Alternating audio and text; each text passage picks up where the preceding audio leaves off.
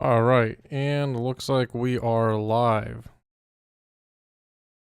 And we got a lot to go over today. I'm going to try to make this as short, straightforward, and to the point as possible. But as people are joining in, welcome everybody. I'm not going to be paying attention at all to uh, the chat or anything like that. I'm just going to be trying to focus in exclusively on the content here. And first things first, I just want to see if got some check and see if it is working.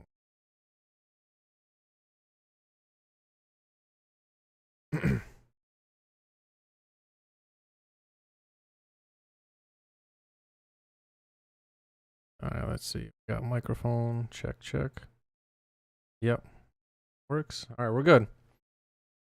Alright, so like I said, welcome everybody. Today we're gonna do another episode. I've just been so honestly swamped lately, but I've been meaning to do these quite frequently, week after week. And it's going to be a whole expose on Hydee Feldstein Soto. From the case I went through to the acquittal to some of the other stuff that she's been involved that has been less than stellar, let's say.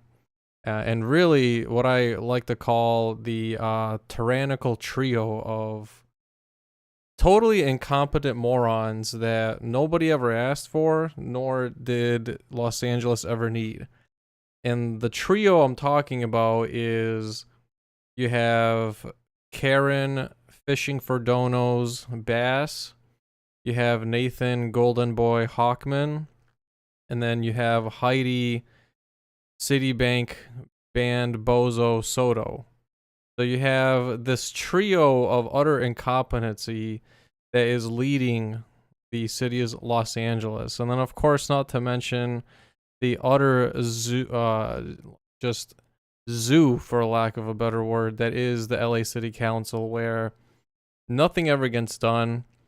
It's quite literally no different than what you see at a meat market, where everybody's for sale. The law and politics be damned. And I'll actually be touching on a lawsuit that was won by a very a well-known singer in the area, known as by his stage name as Zuma Dog, who actually successfully challenged the city of Los Angeles over a lawsuit on a First Amendment claim after being kicked out from city council meetings. And he won that lawsuit, and it set great precedents actually for the current state of city council, which is they instituted a bogus rule over what words that they're banning, as well as getting kicked out for First Amendment protected activity, which was ruled as such in the Zuma Dog case, and sets great precedents for a bunch of the other stuff that you'll soon see here. But that's what I've got in store for people today, and I'm really excited to put all this together and hopefully make it make sense. But the first place we're going to start is all the way at the beginning and actually explain the collusion, really, that Hydee Feldstein Soto has with Scientology, and then move back to some of the other cases that she's done, some of this political,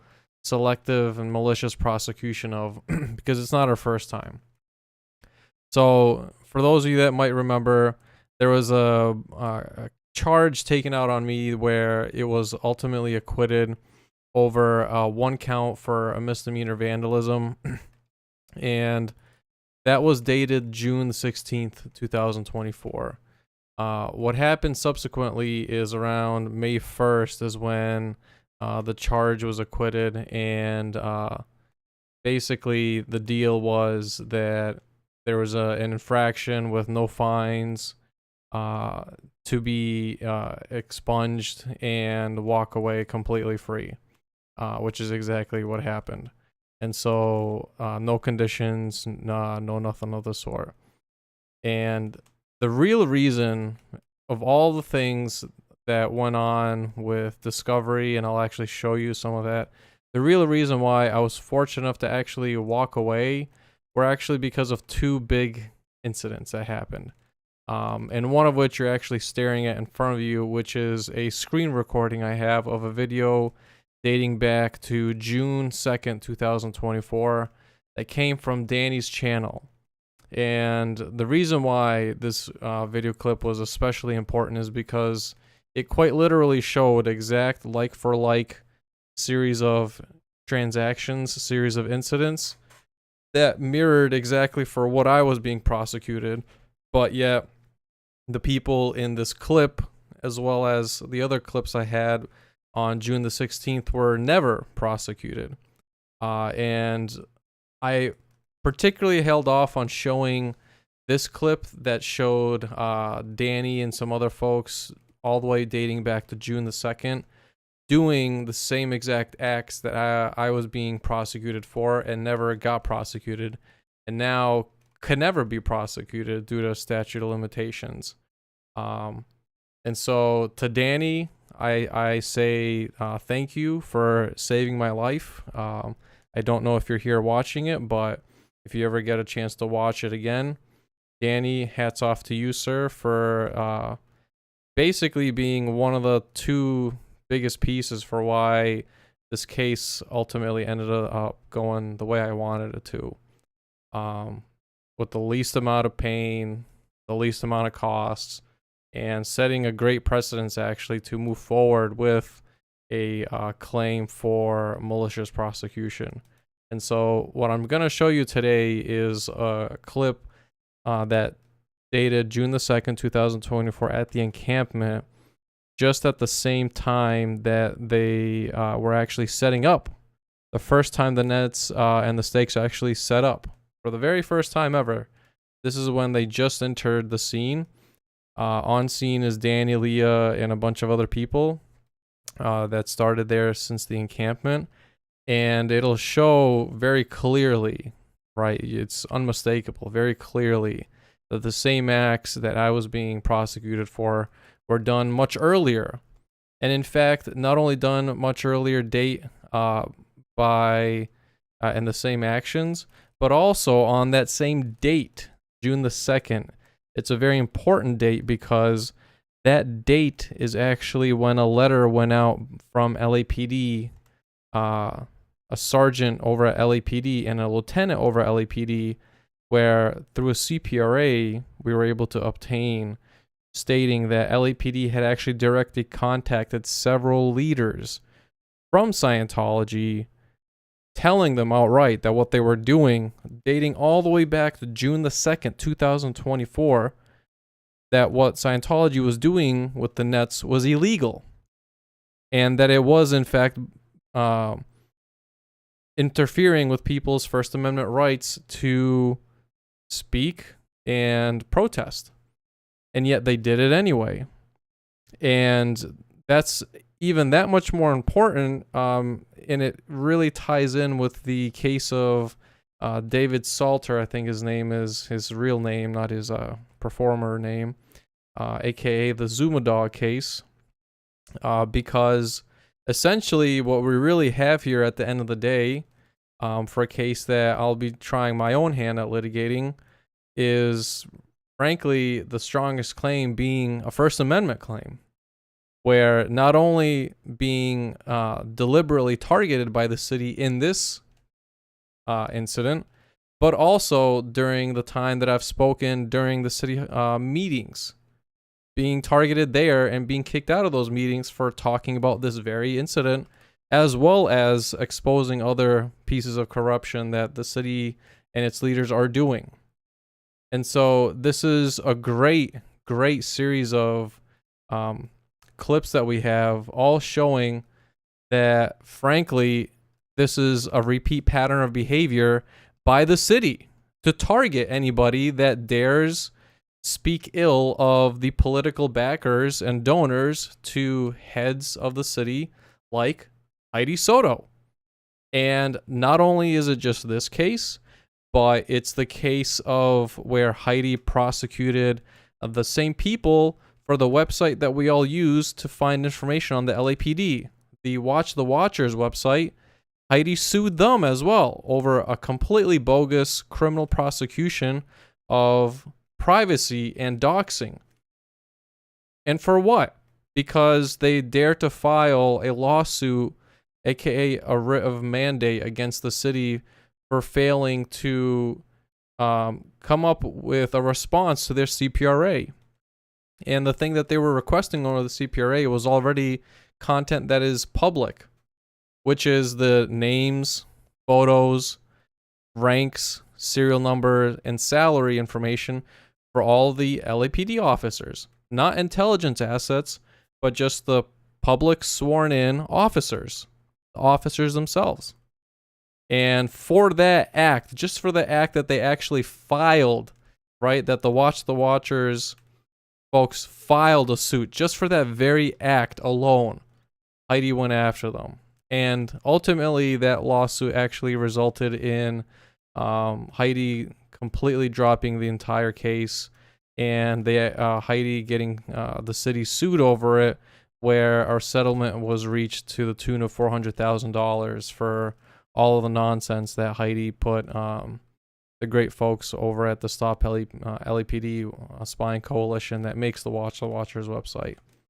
And so this a great precedent that Hydee is setting here for targeting people that go after her political backers. But without any further ado, I'm going to play this clip here, particularly that comes from Danny's stream. And again, hats off. Thank you, Danny, for being there and recording this, because this is absolutely monumental to my case. And I'll explain to you actually why the way I recorded, the screen recorded it, is really the best way to record it. So you can see on the video that the channel name is visible, the date of the stream is visible, the YouTube logo is visible, the URL from which it was captured is visible. That's how you authenticate, aka show the validity and legitimacy of the background to where the video came from, who captured it, and so on and so forth, to enter it into a court of law. So without any further ado, we're watching the first time, all the way back in June the 2nd, 2024, the first time that the Nets make their appearance, and how other people were removing the Nets, yet were never prosecuted for it. So with that, I'll go ahead and play it, and we'll see if we get some video. Intern darling, go back into the campsite. They'll arrest you. You guys do know it's public, right? So we're gonna remove it tomorrow. Okay, I'll do that. I saw your message, 86.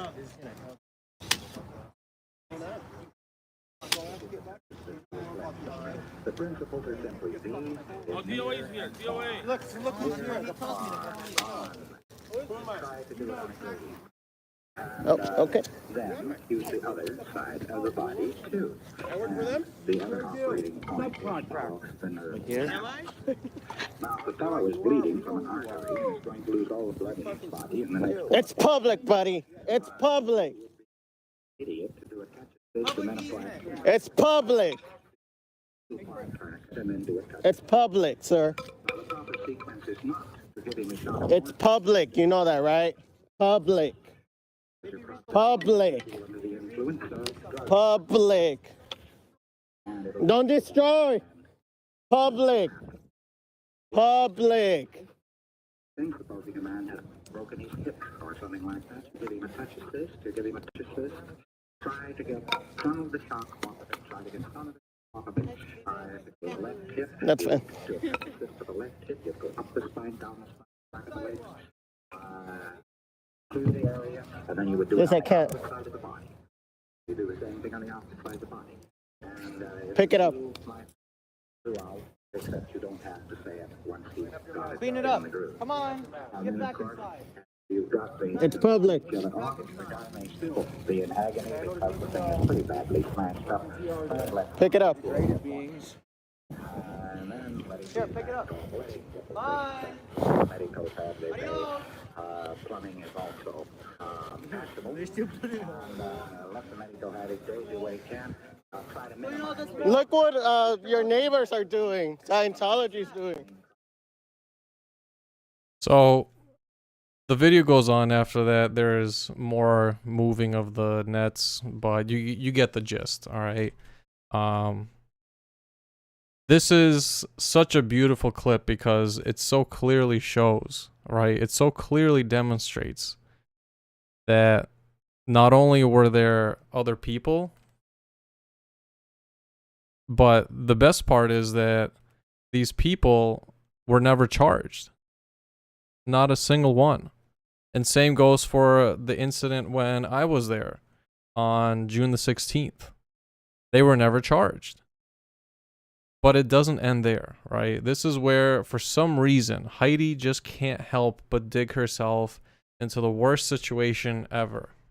It becomes ever more clear, where not only with this clip, not only with my clips, but also when I showed up to interview her at a public event where she was at a speaking engagement, where the speaking engagement was to speak at the Sherman Oaks Homeowner Association, where she was invited to be the keynote speaker, and she was doing this as part of her political campaign rally, where the whole gist is she goes around to all these rich valley environments to rack up money as well as political support so that people vote for her, because elections are coming in this next year for Hydee, as well as for Bass. And so it's a wonderful election season because we have two morons that are up for re-election. So I can't wait to confront them at public events and ask both. Now definitive proof. Absolute, objective, definitive proof. Why does Hydee run political cover for Scientology? Why does Hydee Soto simp for Scientology? Soto, the simp for Scientology.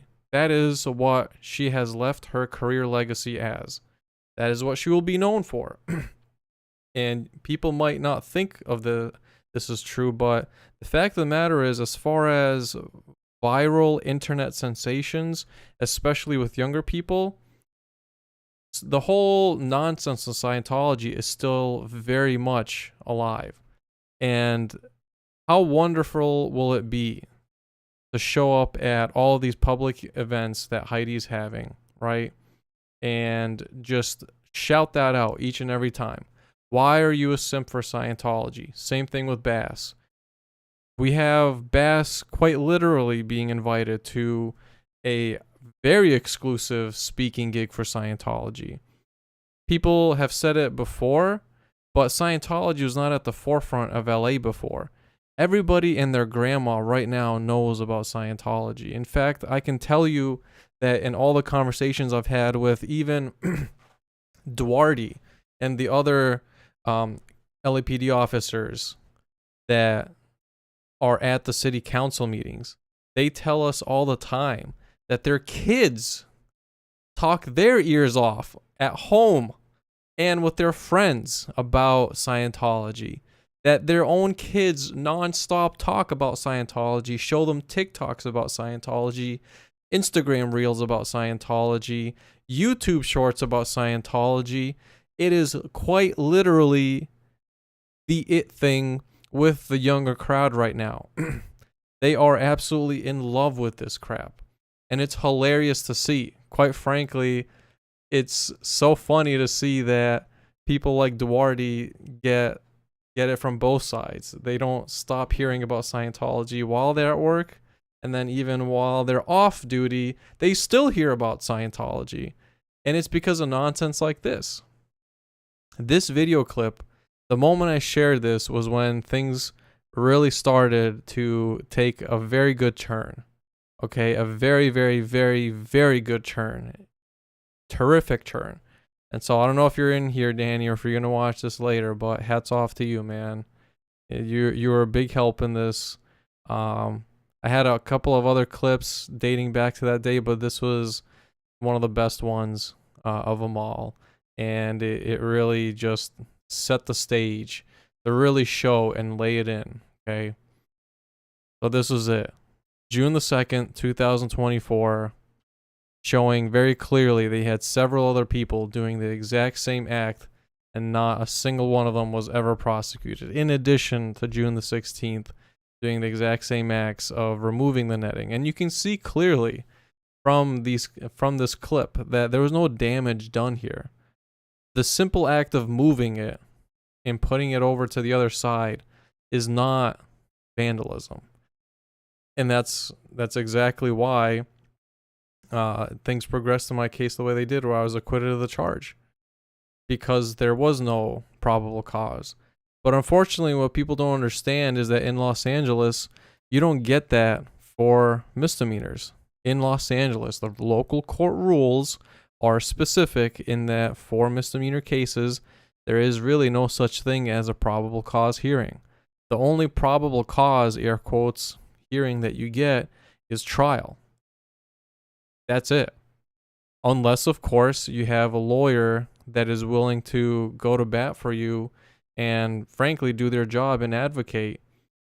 There is such a thing as essentially having a probable cause hearing right at the pretrial hearings. You can absolutely do that. Procedure be damned in LA. I know people have sent me tons of crap that's honestly all useless, talking about how, oh, they can't do this or that in LA, or how are they getting away with it? You know, it's not like that here or there. Well, let me tell you something. First of all, there's different local court rules for procedure and criminal proceedings especially. And second of all, it doesn't matter. It's LA. Welcome to LA. Whatever you think is supposed to happen or how things should be doesn't matter. It just doesn't matter. However you think things are going to go, no. Not even the opposite. It's going to be totally random what's going to happen. Expect nothing to be rational, everything to be completely out of whack. And so that's how you handle misdemeanor cases, though. You have a lawyer that, even though you don't have a formal probable cause hearing, you can have one through these hearings by essentially pushing, having sidebar conversations or even conversations in the judge's chamber. And I've seen it happen before. Absolutely. But it just depends on if you have somebody that'll go at bat for you. And if they won't, then that's just kind of the way it is. And unfortunately, the vast majority of LA lawyers, like I've explained before, will not do so. In fact, even in the Zuma Dog case, where he made the First Amendment claim against the city that he ultimately won, that was the only claim that he won. Specifically, though, he didn't even necessarily get the argument of a First Amendment violation to stick when he was suing the city in federal court for being kicked out of a public forum. The real reason why his First Amendment claim even got through the door was because he originally actually made the First Amendment claim particular to how they were banning certain vendors and street performers over at the Venice Beach Boardwalk. And the city was favoring certain businesses that had business interests with city members and their families without permits, and then making it illegal for other people through bogus ordinances to perform or sell or busk at those public spaces. And so that's how that whole thing actually came to fruition in the first place. And then getting kicked out of a public forum specifically for addressing that issue was the groundwork necessary for him to actually win it. And then the opinion piece written afterwards was specifically that, in fact, overall getting kicked out of the meetings is unconstitutional as long as you're not being disruptive, aka you're not physically attacking somebody, basically committing a crime. As long as you're not committing a crime, you can say whatever in your speech, even if it is targeted to a particular council member and their behavior. Doesn't matter. It's protected speech. And so that was something really important to note when dealing with First Amendment issues in LA. It's not enough to just say the First Amendment violation. You have to really go to bat and explain it. And the funniest part about the Zuma dog case, actually, as I've been researching it, is the fact that when it came time to win a payout for winning the claim, he actually didn't win anything of significance. It did go to jury trial. The best part of the case was getting trial cross-examination and a whole trial proceeding for about a week of different council members and so forth. But him and his co-plaintiff were awarded only $1 each. The real kicker was the lawyer's fees that they won for their lawyer, for their 4 lawyers, in total summing up to about $1 million, which was a real damage to show the city that, hey, you violated our constitutional rights, but also the city will not be paying you anything because the jurors voted that, yeah, we agree your First Amendment right was violated, but we don't believe you actually had any damages to show for it, aka they weren't thrown in jail, they didn't experience any hardships other than getting an attorney. And so it's kind of stupid when you really think about it, because they should have been awarded monetary damages for being suppressed of their First Amendment rights in and of itself. That, that constitutes as damages. But apparently, again, because this is LA, unless you suffered something like a false an arrest and then were thrown in jail and held with a bond afterwards, they don't count that as damages. So that's the kind of crap that goes on in LA, and people that don't know LA or not in here or have, they read whatever bogus mainstream media crap about LA, they're under a completely they're just under an illusion, and they have no idea what they're talking about. So this was I just wanted to share that with you guys, what happened in one of the most pivotal examples of the selective and malicious nature of Hydee. And so this, again, shout out to Danny for making it happen. And the next thing I want to show you guys is some of the discovery obtained, particularly the police report. And I'll show you some of my favorite pages on it. It's too long overall. It's too boring. But some of my favorite pages, so let's see. We'll go to, there we go.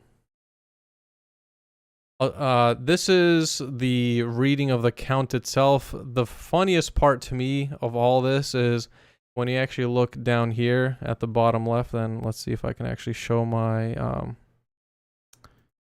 cursor. There we go. Right here. If you actually take a look at who they're claiming that this belonged to, they can't even spell Scientology correctly, man. I mean, literally, this was typed up by, like, fly-by-night. Like, literally some fly-by-night litigating nonsense. Where they just typed it up, didn't even spell the name of the entity correctly. So, Scientolog.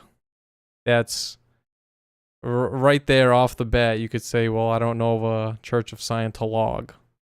Well, where is this Church of Scientolog? I've never heard of such a thing. But right off the bat, you can tell this is just done as a joke, as a political favor, and they can't even be bothered to get the name of the actual entity that came forward with filing the complaint. I mean, this is the kind of crap that Hydee Soto pulls. All right, that's enough of that. Next thing I wanted to show you guys is, let's see.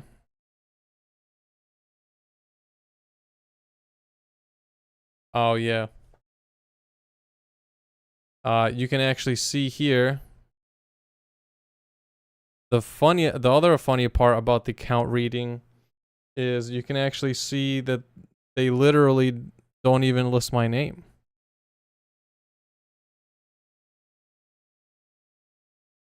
Literally right here.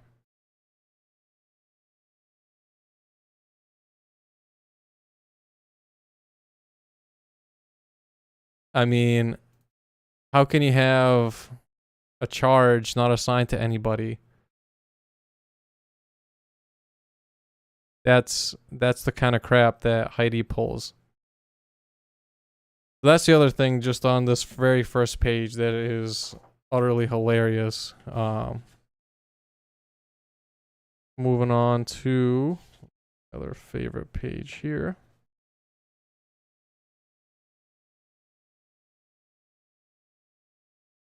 Okay, let's go. I'm gonna hide some of the parts because there is the personal info, contact info of the guy that submitted the police report, and he's actually his name is Alexander Scott Irvin. He was actually present at the second trial day earlier this week for Scott, where people were there, and so some of you guys definitely saw him, but he's a younger looking guy, and his name is Alexander Scott Irvin, and he's part of the Sea Org, and he works specifically as a PAC security guard. But let me go ahead and just mute this real quick to get to the next page that I wanted to show.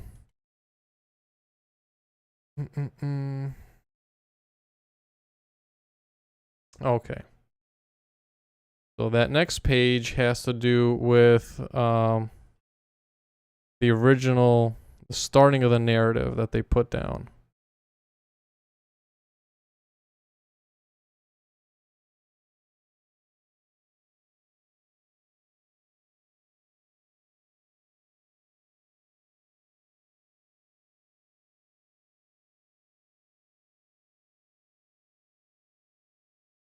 I think this should be good.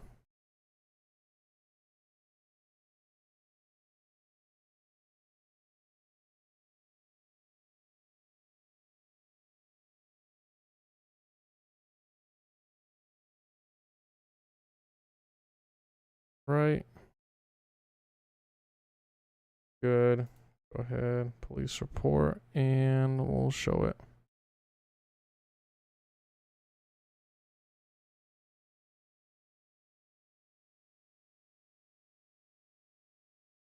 Right. And let's see. So, part of the police report here, the funniest part, first page, right off the bat. Okay. Right off the bat, they actually start talking about how I fled the scene. Okay. And the implication of this is actually very specific later on in the report. In the report itself, they're specifically using that verbiage to say that I somehow was detained, which you can clearly see in the interactions I had with the other law enforcement officers on scene. About 4 of them at 3 separate times that I was never detained, that I asked that up front. No such thing had ever occurred. I was free to go at any time. And it's hilarious. It's hilarious that in their own reports, they continue to lie. And the best part of it all, on this particular paragraph here, where they're describing what happened, is the victim. In their own words here, the victim specifically, in their own words, the victim is property. Not an individual, but property. And why that's important, it has to do with the witness statement that Jennifer herself actually wrote, where Jennifer specifically stated that she personally was the victim. Not Scientology as an entity, not the property of Scientology, but it was she personally. And not only that, that she had attested to being there on scene that day. And it's clear as day that she never was. It's clear as day that she was literally never there. And so we have the name of the the name of the officer at the desk that took the report. We have their serial number, 41779. And the time that they actually reported it was shortly in the afternoon that same day. So this was just after I talked to Barajas and his other buddy. I think his name is Marcus. So just after my interaction with Barajas, where I actually went to go get some lunch because I was starving, hopped on a scooter and I went to get some lunch. Quite literally within moments after that, they hopped right over to the Northeast station. So this guy drove over to Northeast within mere moments of that insane interaction, which means they placed a call which definitively was not recorded, meaning they had placed private calls to Northeast, aka some sort of leaders, to whom exactly I don't know to this day, but I know for sure that there was never any calls officially to dispatch made, neither to the generic dispatch, which was what they were trying to originally say, where there's a 213 number that you can contact dispatch. That didn't, instead of 911, that did not happen. They contacted directly their snitches, okay, and their grunts over at Northeast, straight up, to have Barajas and Marcos, or forget the guy's name, but I have it written down, to come over to the scene, and within mere moments of that, had this guy, Alexander Scott Irvin, drive over to Northeast. Okay, drive over to Northeast Division and file the report. Okay, that's how fast all of this happened. That's how fast. And of course they do, right? Of course, we know for sure that definitively one of the arms that they're using to target people deliberately is specifically Northeast, especially after Hollywood Division was already, right? Hollywood Division was already outed way back, dating in November, December timeframe of 2023 up to January, where people were outside the info center, trolling them, and all the people were gathering by, like the dozens outside, and things were really picking up steam on the virality. So by then, Hollywood had backed off. And the last thing Hollywood did officially, as far as publicly goes, was write they had their public information office write a public statement claiming that William Good, Jessica Palmadessa, and anybody else that was speaking ill of Scientology, quite literally, their own PIO office, public information office, quite literally made a public statement and published it out, saying that this is a violent gang, a violent criminal gang. The same exact verbiage that we know definitively were given to the Hollywood Division by Scientology to state, particularly by Idiot Moxon and his cronies, right, with the helping hand of Jennifer, for sure, Jen and her men, that this is what was going on behind the scenes at the behest of Scientology, colluding with LAPD, and then eventually the city attorney's office to target people selectively. And target them in the stupidest of ways, too, that they never expected would backfire. But here it is. So that's the first thing I wanted to show you here. They're talking about fleeing the scene, and that specifically the victim, right? The victim specifically is Scientology property. And they're not even saying it was the stakes, but specifically that the plastic netting and only the netting. Just the netting itself was damaged. Right? That's the specific particular thing on this case. That's going to be very important. All right. Let me move on to the next part of the report. All right, just going to hide this again. Got to find the next page.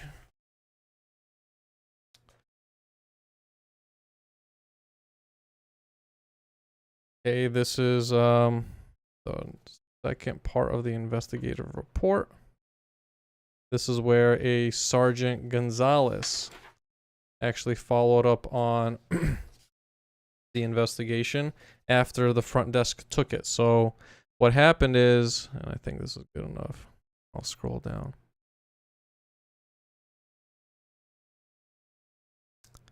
Okay, so this is when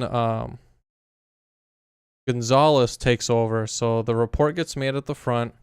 And then the other thing to know is the dates for when all this occurred.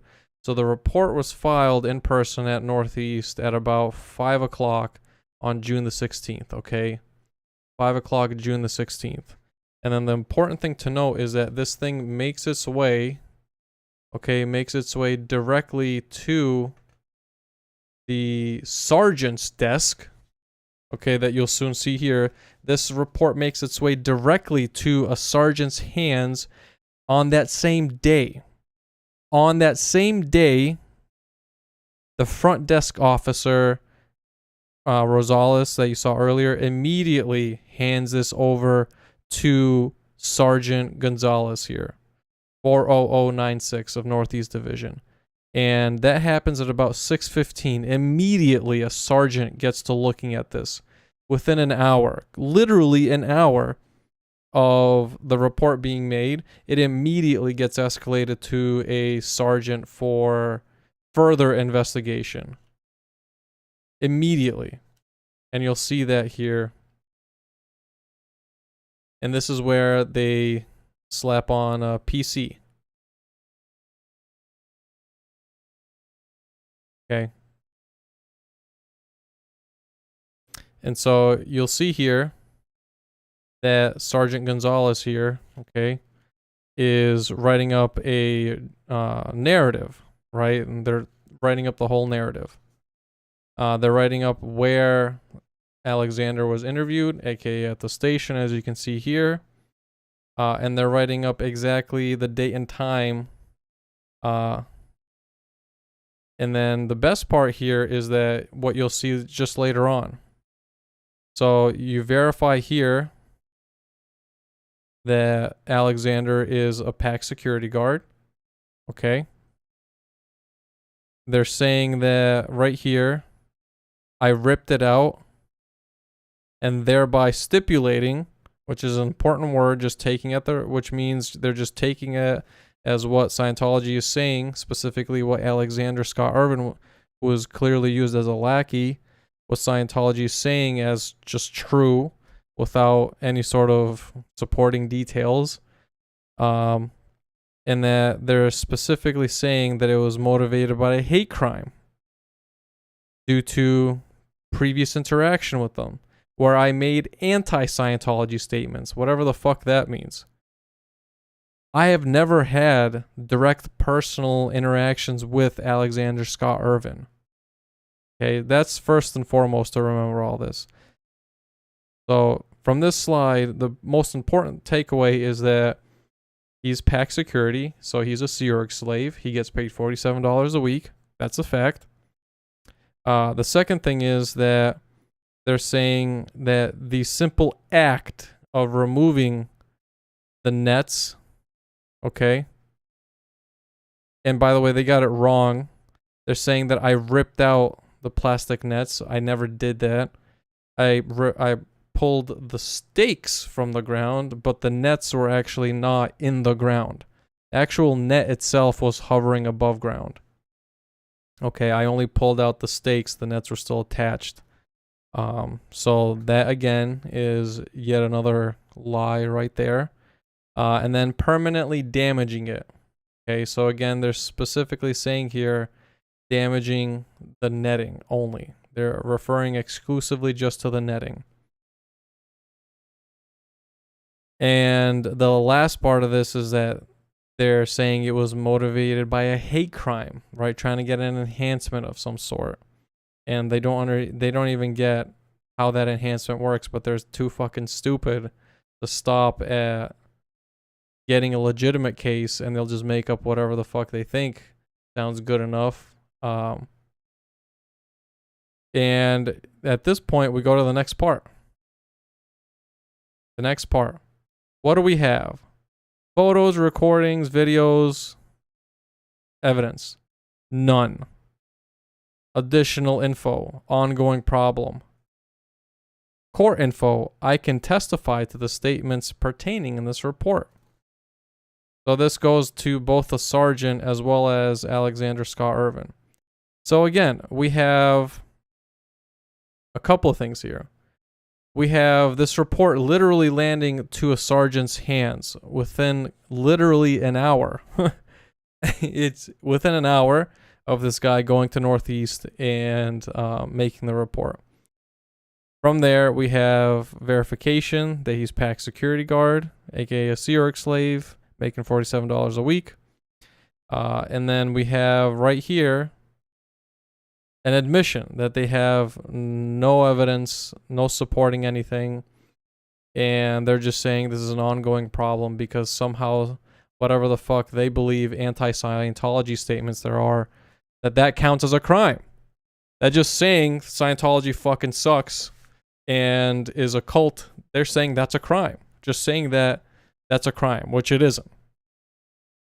And that's what you have LAPD taking as the seriousness of this whole nonsense. So it goes to show how utterly stupid this is, right? It goes to show how utterly ridiculous this is. But moving on.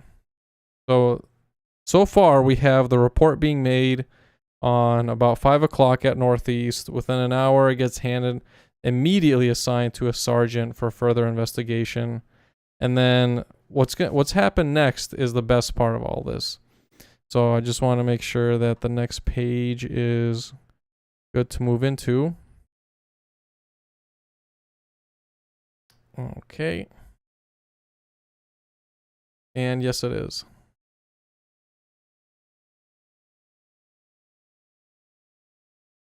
Okay.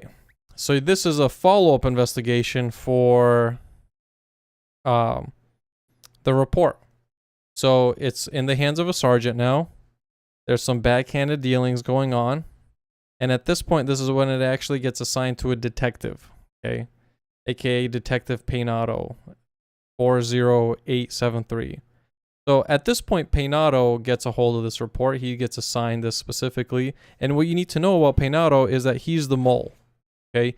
He's the Northeast mole that is responsible for escalating unnecessarily any and all calls that happen within Northeast jurisdiction. Not really jurisdiction, honestly. It's within any area that is marked out for Northeast to respond to.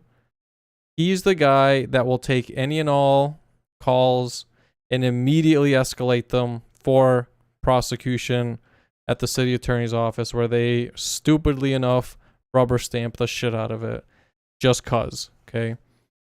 The thing to know here is that this report is dated June 25th. So just a little over a week, and immediately you have a detective assigned. But not only a detective assigned, but the goddamn detective is also writing a formal report on the damn thing. And as you saw earlier, he's writing a report on the damn thing with no evidence. Where Alexander Scott Irvin himself admitted to having zero evidence to support that the netting was damaged, that they own it, and to exactly the specific degree of the damage. Okay? Within a week. That's how stupid this whole thing is.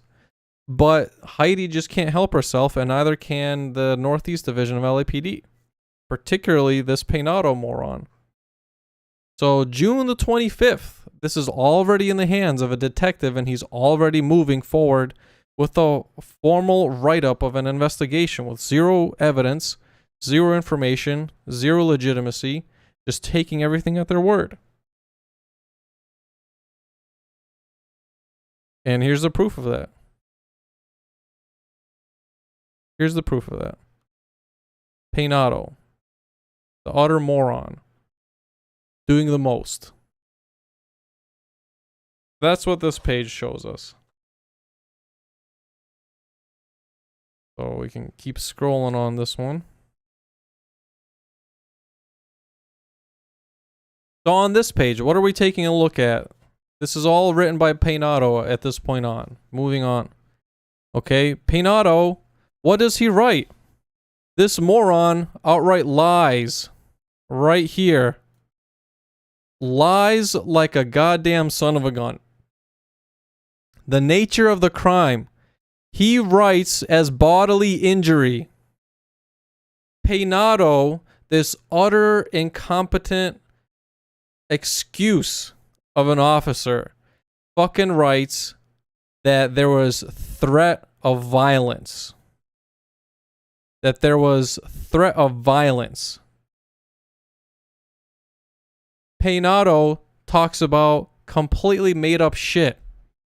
He lies outright and knowingly on the fucking report without zero evidence, just pulls it straight out of his ass and says that there is a threat of violence. Nowhere was there ever a threat of violence, anywhere.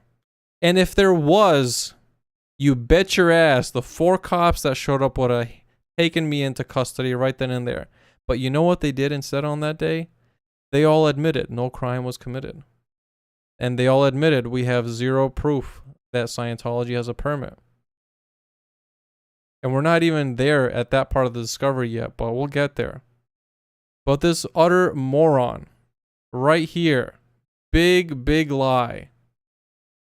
Bodily injury and threat of violence. That's what he's saying occurred. And, okay? And threat of violence. And this moron, taking a look at this other section here.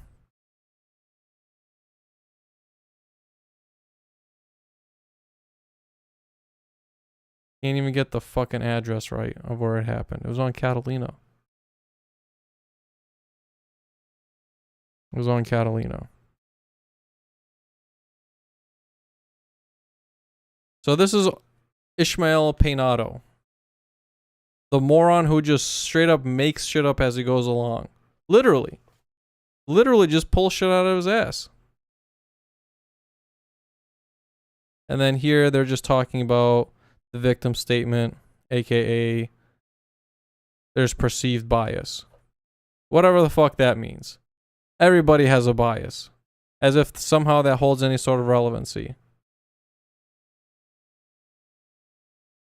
And the best part actually comes next year towards, let's see, relationship. Yes, here we go.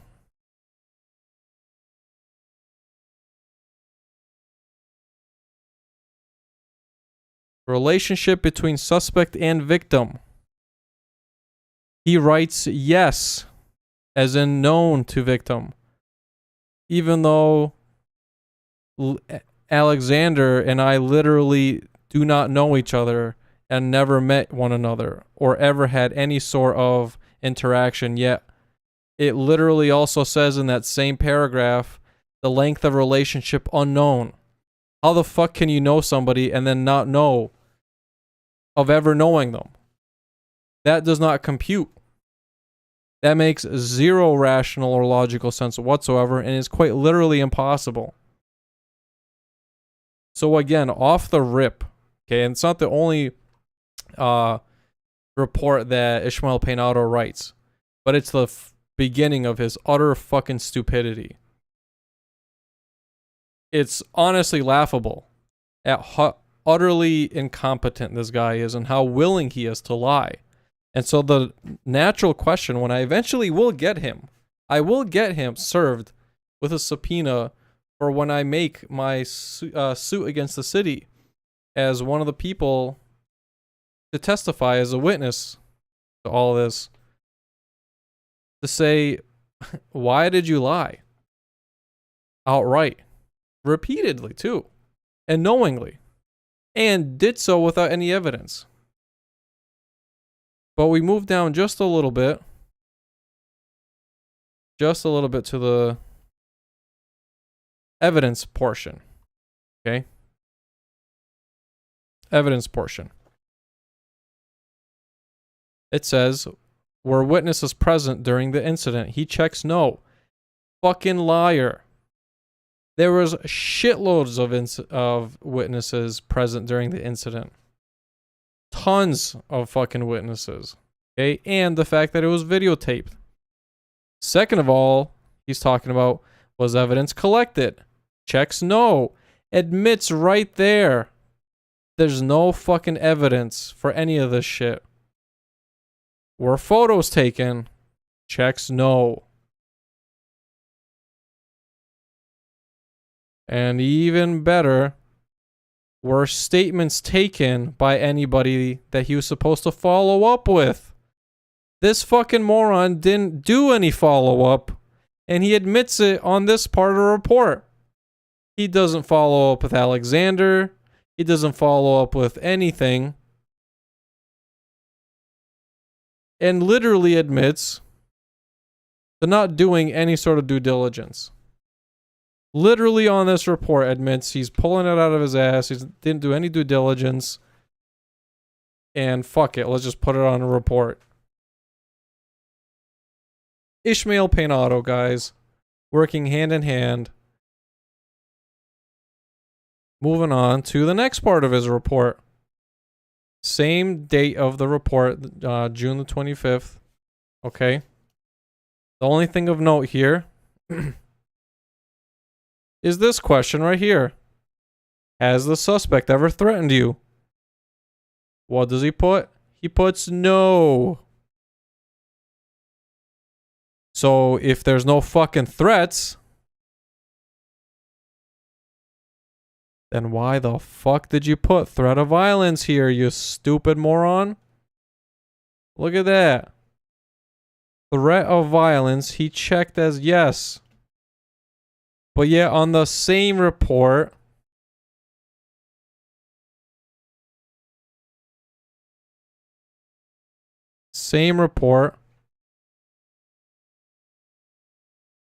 he marks very clearly,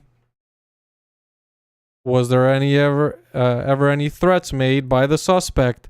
No. So tell me, Peinado, how the fuck can both of those be true? They can't. They absolutely cannot. And so this is the kind of stupidity that Peinado happily puts on full display.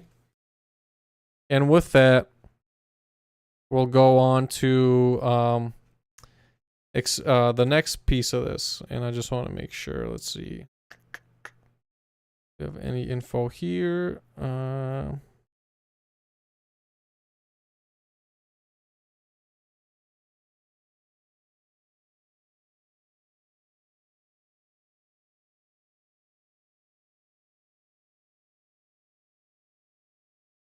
All right, let's go to the next part of his report.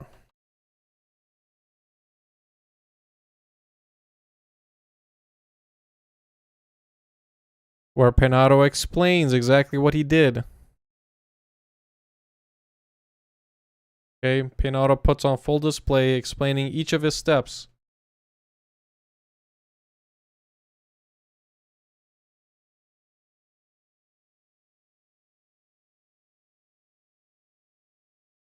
Biggest takeaway from this giant chunk of crap is that right there it says Alexander Scott Irvin estimated that exactly 400 dollars of damages were done, but never provided any copy of the purchase order of the netting, nor any sort of footage as evidence.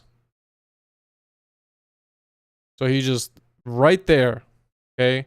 And this is dated back when Thursday, June the 20th. So here's the breakdown of the timeline so far. We have June 16th, 2024 at exactly 5 o'clock. Alexander Scott Irvin arrives at Northeast. At exactly 6:15, that police report makes its way over to a sergeant.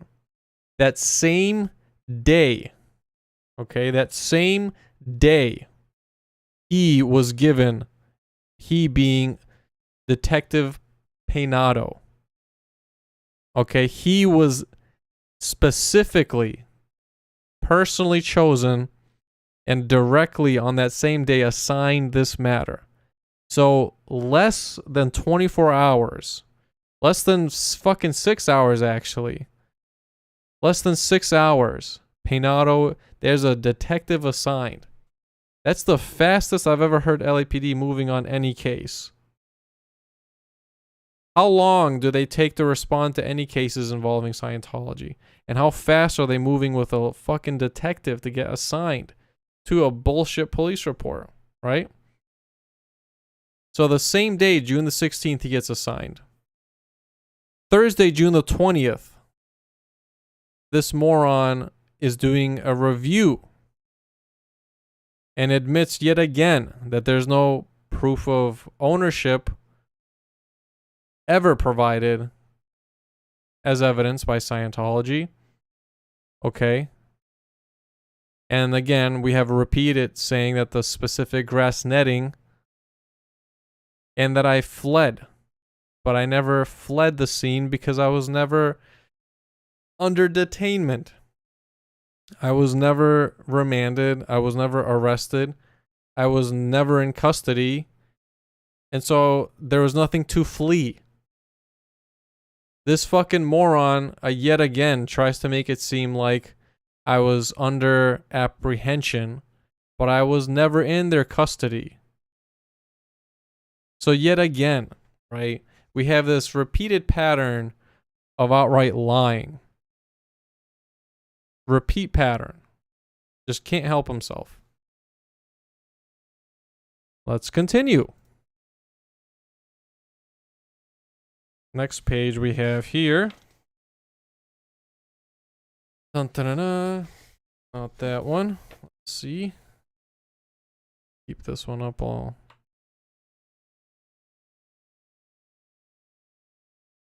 Guys, wait. Yeah.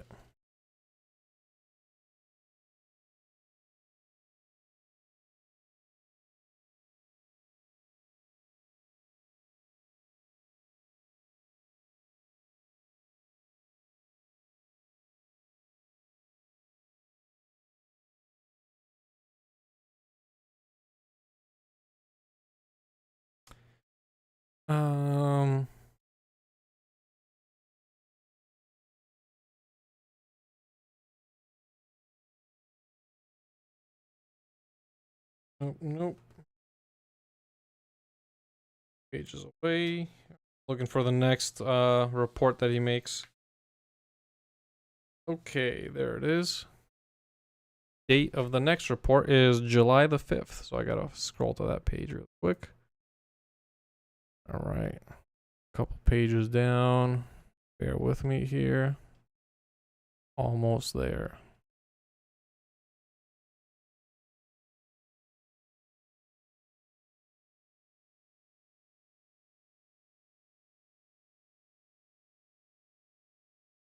There we go.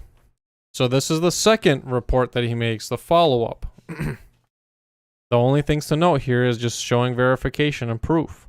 That right there, the date of this follow-up is July the 5th. So right now we have July the 16th of the report getting made at the front desk, within an hour getting handed to a sergeant on June the 16th. And then that same day, June the 16th, getting immediately handed over to Ishmael Penato, the simp and mole for Scientology over at Northeast.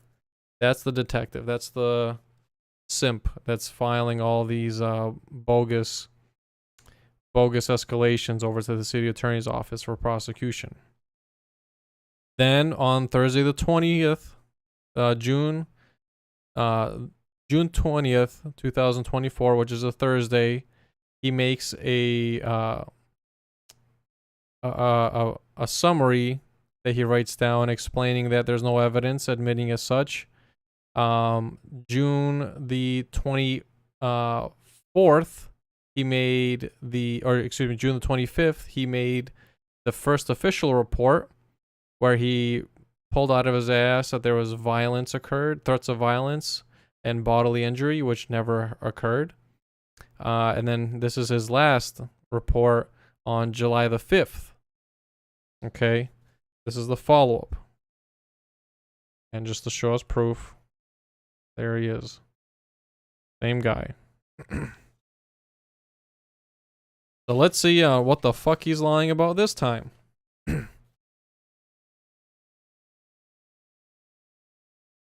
So here we have him trying, and might I add failing, to make a hate crime supplemental enhancement.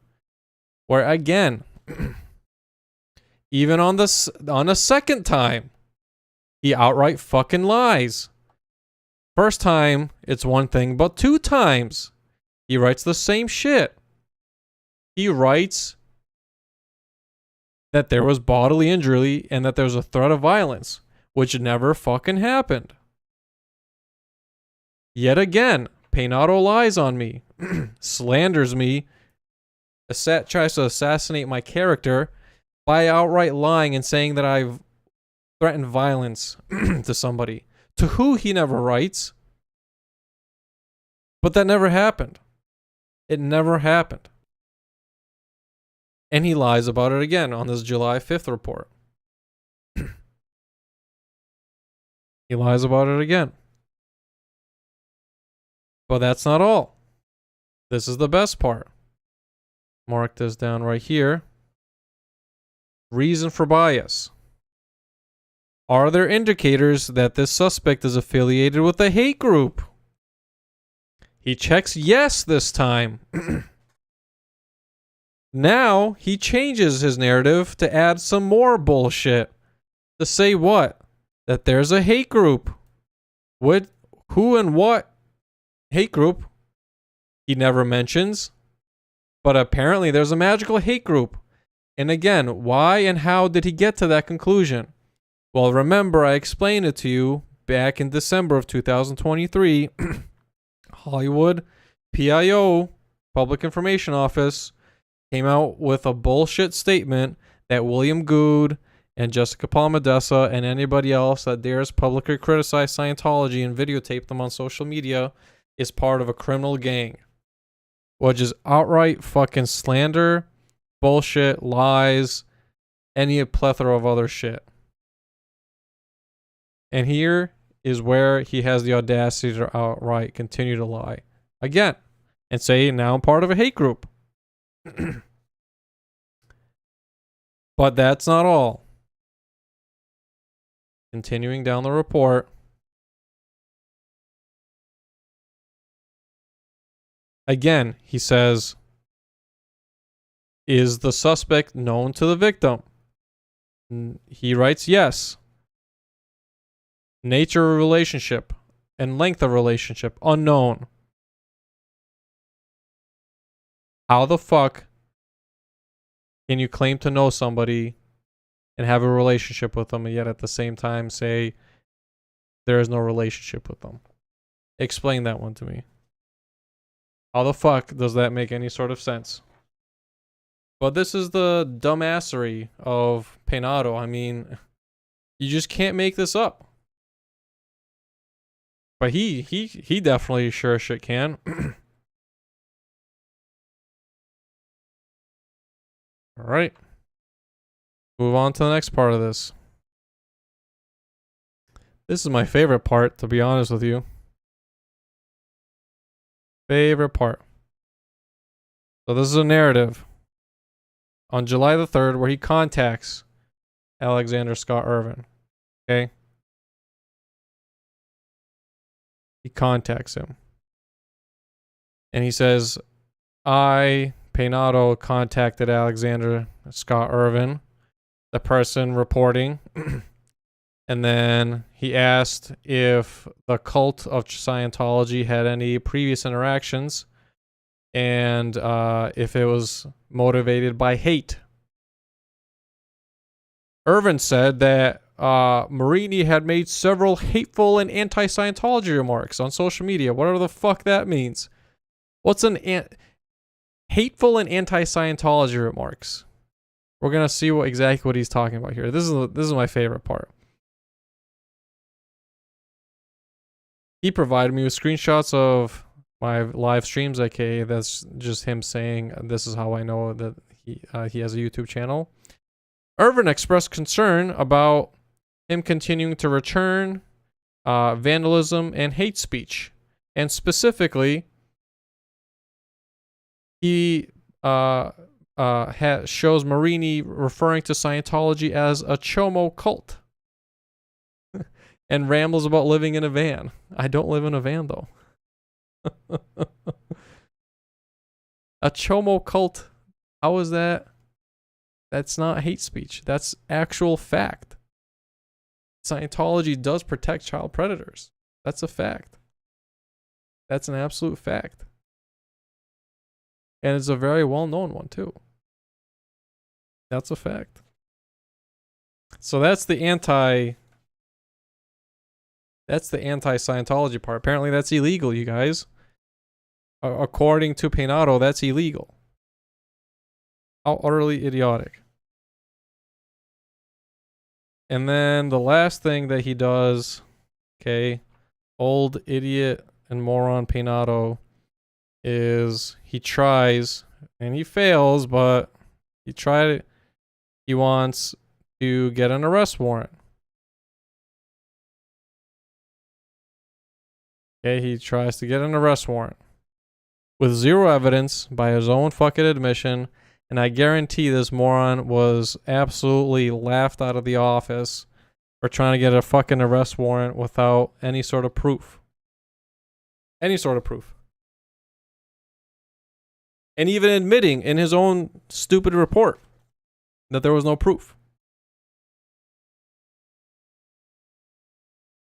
So the best part of all this is that this isn't the first time that Penato has pulled shit like this. He actually has a history of making these false reports. There's a case, Leola Johnson v. Robert Allen, that Penato also pulled out shit out of his ass on a police report. So this is who Penato is. A guy known and having complaints of making false police reports. That's Penato for you. And I made a complaint on his ass for that. And you best believe you're going to remember that case. Leola Johnson v. Robert Allen. Ridiculous. Ridiculous.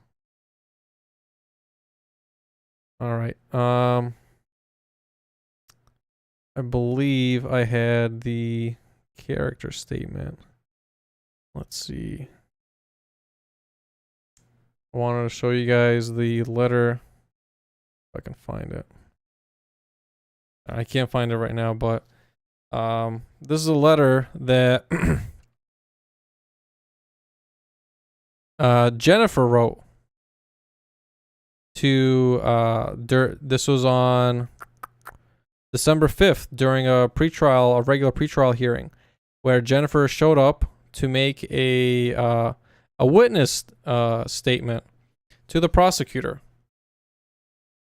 And she stated that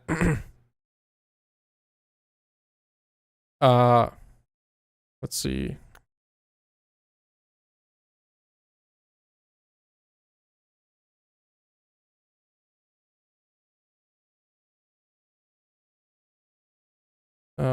Let's see. She states that there was footage in that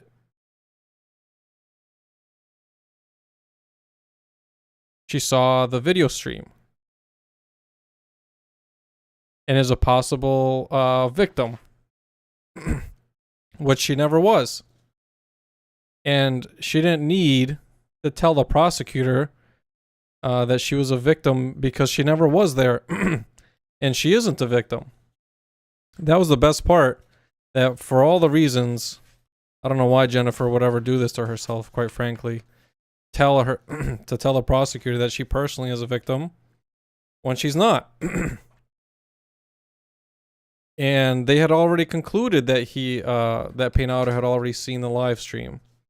So it's interesting that Jennifer put herself in that situation anyway.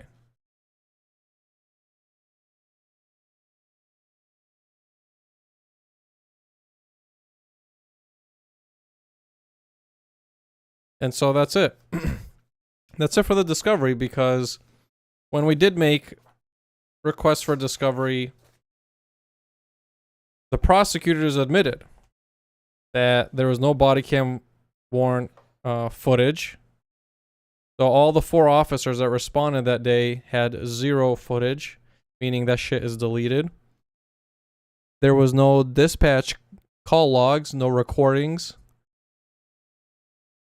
meaning they either got deleted or, like I said, they contacted a personal contact within Northeast to their direct personal cell phone and then got them to respond. And none of those 4 officers ever made police reports. And this is what Hydee does. She took this case on afterwards. She took a case with 0 evidence. She took a case where a detective repeatedly lied and admitted that he didn't know what the fuck he was doing and had 0 evidence for any of the shit he was saying, but he's going to pull it out of his ass anyway. And is a detective known for lying and making false police reports. For lying on police reports. Okay? This is Ishmael Peinado. And Hydee decided to prosecute this. This is the same shit.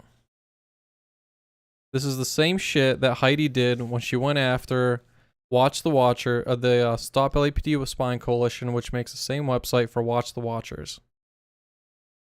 And she prosecuted them criminally because apparently making a CPRA, which then doesn't get answered, and then suing the LAPD and winning that lawsuit to get the serial numbers and their pay and their photos and their rank and their career history with the LAPD turned over. Apparently just filing a lawsuit constitutes as doxing. Apparently just that very act, according to Hydee. Okay? And targeted harassment, apparently. Filing a legitimate writ of mandate, which they won, by the way, and continue to win year after year. But to Hydee, no. That's not... We can't tolerate that. To Hydee, she will do absolutely anything, even if it makes her look utterly stupid, and take on bullshit cases. She'll do it. So this is Hydee. This is Hydee Soto. As you've clearly seen here, she took a case with literally 0 evidence supporting the actual issue. And literally, not only on the 16th, but on June the 2nd, okay, June the 2nd, showing the exact same act being done, but never prosecuting those people. That's who Hydee is. And the next thing I was going to show you, the discovery, the last part of the discovery that get really good are the letter from the LAPD on June the 2nd showing that LAPD contacted Scientology on June the 2nd and told them that what they were doing was illegal. Okay? Told them outright that it was illegal. So let's go ahead and find that.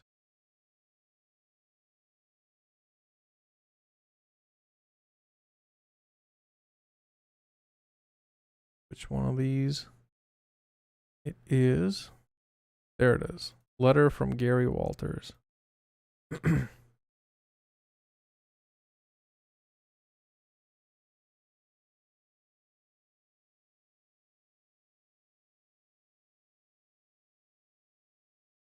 Okay, let's see if that appears on the stream. And yes, it does. Beautiful.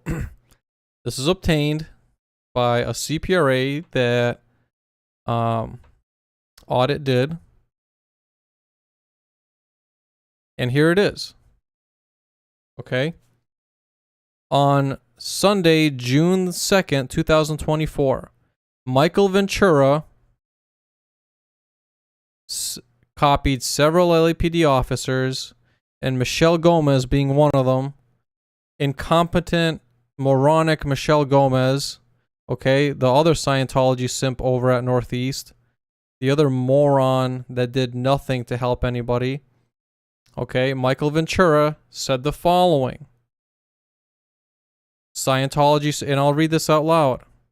Scientology security is claiming that they are doing maintenance and attempting to block out protesters by installing construction stakes and plastic contractor netting in the sidewalk area adjacent to their property.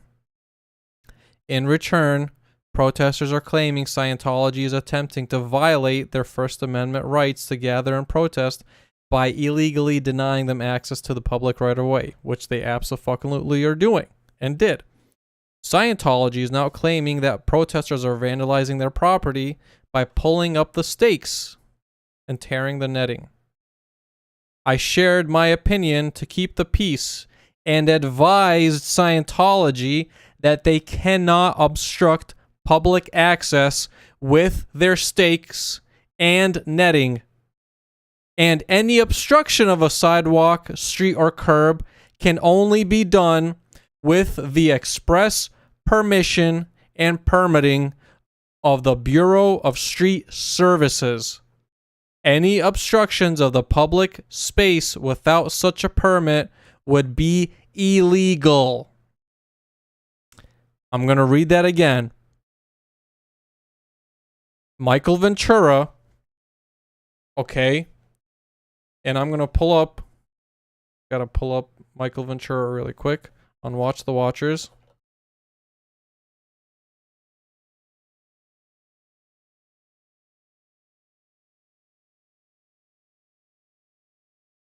Type in his serial number. 30741.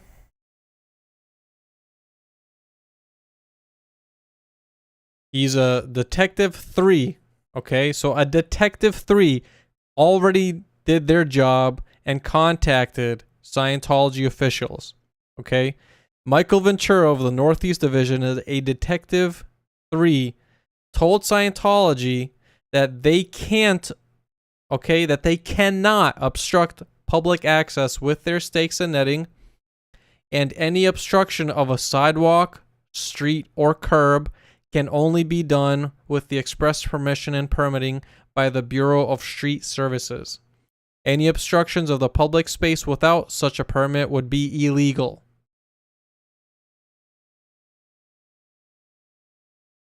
Furthermore, we are monitoring the live stream, and there is no battery of the Scientology guards as they are trying to claim.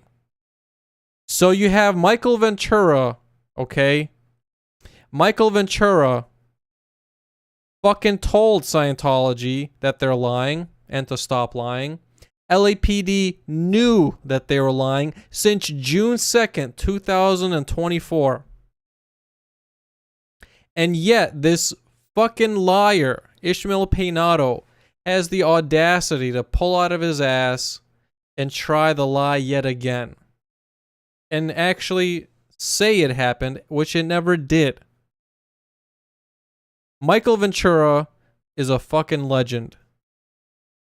Definitive proof that LAPD knew what was going on, that they had contacted Scientology, that they already told them what they were doing was illegal.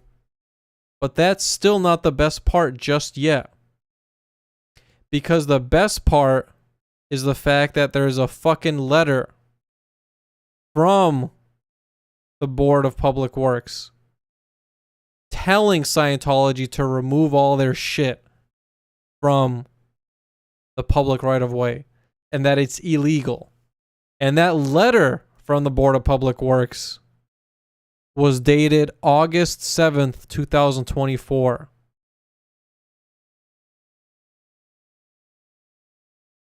So,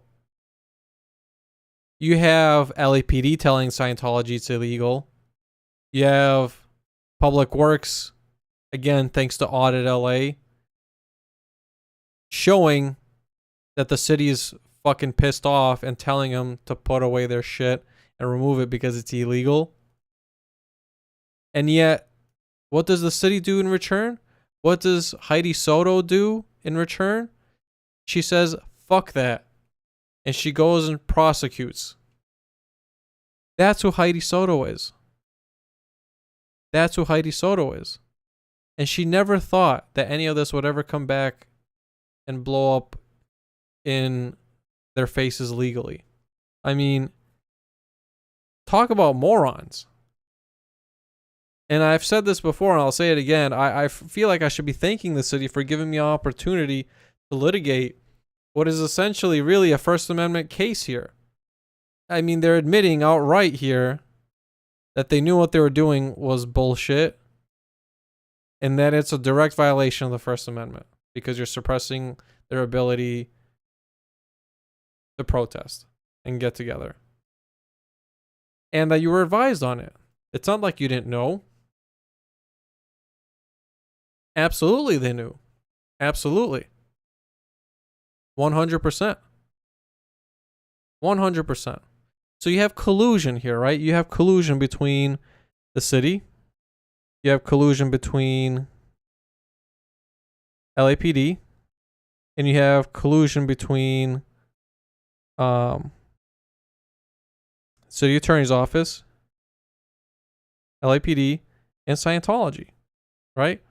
Where Scientology is setting up the environment, and then LAPD is perpetuating additional lies that never happened.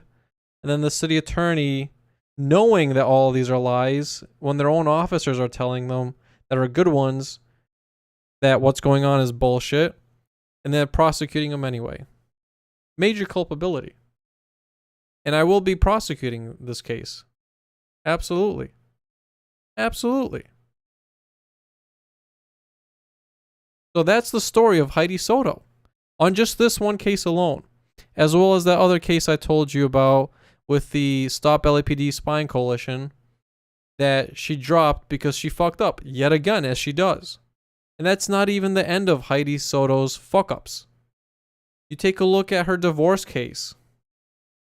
She was sanctioned $250,000 for her malicious and bullshit, repeated bullshit pleadings of trying to issue subpoenas to people that had no relevancy in her divorce matter whatsoever, saying all sorts of claims that somehow her ex-husband, Peter Gregora, was somehow hiding money from her.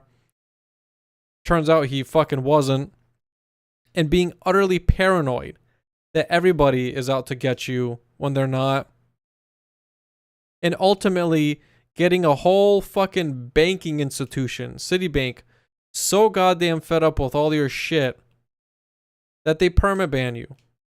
Not from one location, but from Citibank all over planet Earth. You can't do business with Citibank anymore, Hydee. Because this is what you do. You file frivolous and malicious shit knowingly, and then you get burned for it afterwards. And you hope and pray that people will not stand up for themselves and hold you accountable with the law. But you have 3 cases here that show the complete and fucking opposite.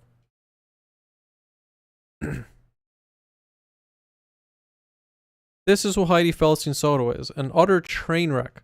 A disaster for LA. Who has no business being a prosecutor. Who has zero knowledge of being a good prosecutor. And cannot serve her city properly. She doesn't know what the fuck she's doing. And she'll happily do the bidding of any political supporter of hers if it means winning brownie points for them. And that's exactly what I have on Hydee. a recording over at a public event at the Sherman Oaks Homeowner Association where I interviewed her and I asked her about her thoughts on Audit LA as well as the bullshit vandalism case that she had brought forward. And she admitted that it was a stupid case. She knew it was never going to make it anywhere, but she said, fuck it, I'll prosecute it anyway. That's not just an ethical responsibility to your oath that you swore as a member of the bar, Hydee. It's fucking illegal. That's quite literally textbook case of malicious prosecution. It's not just the act, but it's the political motivation and intention behind it. Discretion does not come into play there at all. And that's the easy provable part in all of this. They knew since June the 2nd, they knew that this was all illegal and bullshit. They knew.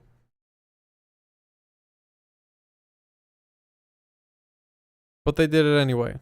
And for that, you're going to cost the city money, Hydee. For that.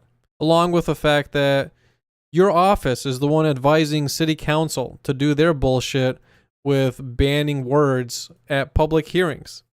You can't just because you don't like certain words, Hydee, doesn't fucking mean that you can make it illegal to say them. You are the biggest reason for why the city has such high liability payouts. You won't prosecute officers, you won't prosecute officials, and you let people like Scientology do this crazy shit. This is your legacy, Hydee. I'm going to make damn sure that on your campaign trail coming up in the year that the people know about this. Non-stop. I'll be there. Every fucking event you have as you're campaigning, I'll be there to tell the people that you do the bidding of Scientology and that you simp for them. That's your legacy, Hydee. That you simp for a child predator cult. Congratulations. You've earned yourself that title by your own doing. And so with that marks the end of just this video of the legacy and history of Hydee Feldstein Soto. This is her legacy. And frankly, I hope she's proud of it. Because she did it to herself. So with that, thank you all for being here. See you at the next one. Peace out.